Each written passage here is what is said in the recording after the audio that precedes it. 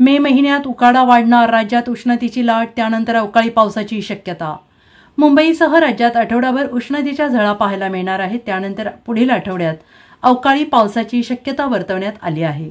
मे महिन्याच्या सुरुवातीच्या काही दिवसात तापमानात प्रचंड वाढ झाली आहे। आठवडाभर हे वातावरण कायम राहणार आहे। मुंबई, ठाणे, पालघर, रायगड भागात उष्णतेच्या लाटेचा इशारा देण्यात आला आहे। विदर्भ, मराठवाड्यातही तापमानात मोठी वाढ झाली आहे। हवामान विभागाकडून उष्णतेच्या लाटेचा इशारा देण्यात आला आहे।